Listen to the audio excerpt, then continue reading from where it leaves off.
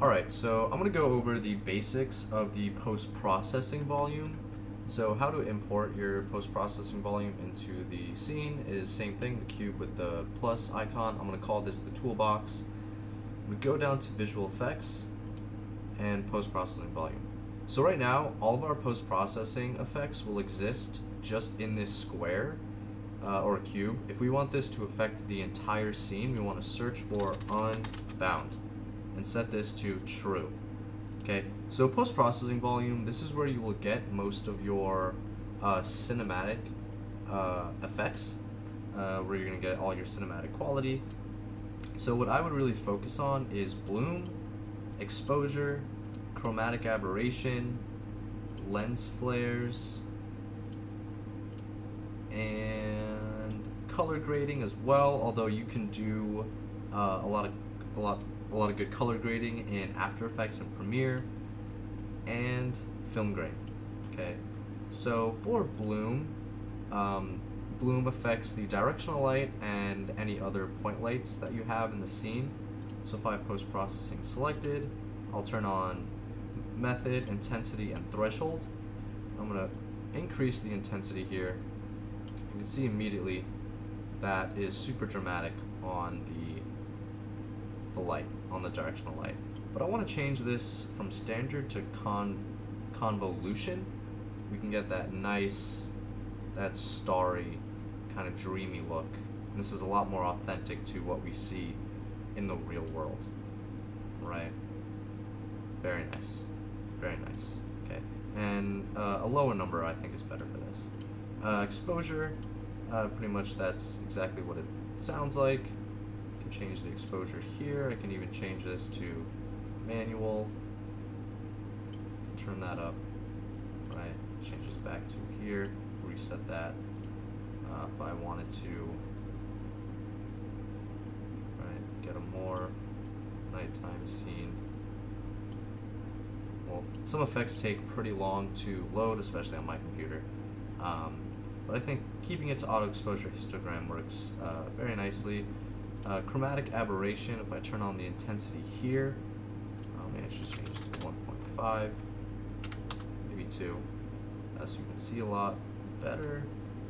Chromatic aberration pretty much splits the scene and all the assets you see into its RGB, so you can see that here. Depending on how stylized or realistic your scene is, this is good at a pretty low value, right?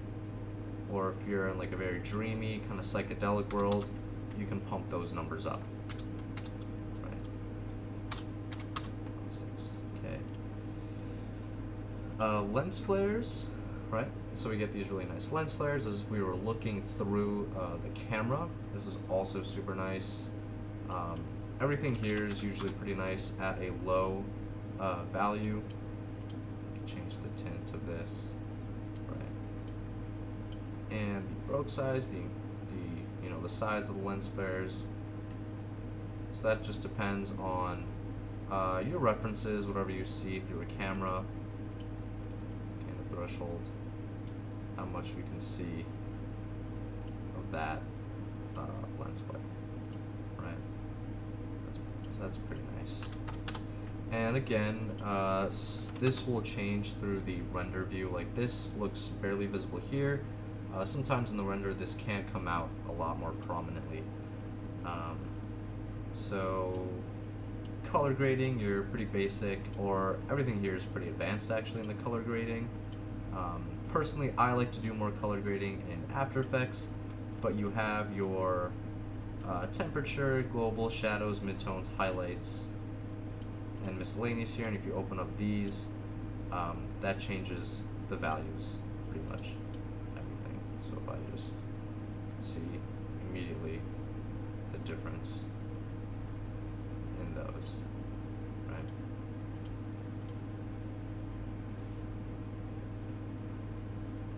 And film grain, the intensity, right, that just makes everything a lot more staticky. Again, film grain is one of those things you can get through After Effects, but it's also nice to have a slight value here as well.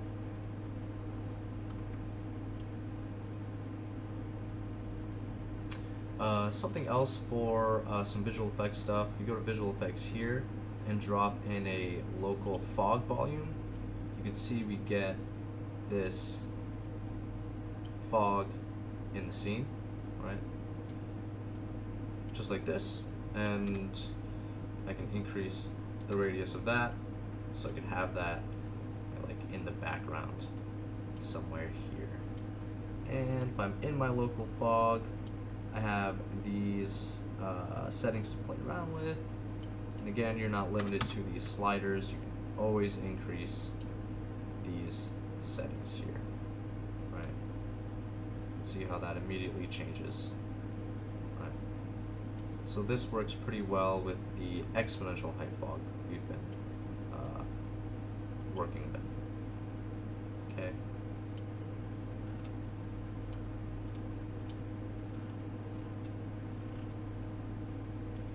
For reflections and path tracing, for reflections you can turn on lumen, and max reflection bounces you can double, triple, quadruple this value. This you won't also really see until the final render. Turning up the max bounces if you have any glass or water or mirrors, you will get a very nice quality reflection if you increase the bounces. Basically reflections inside of reflections. Okay, you can turn on the global illumination to lumen as well.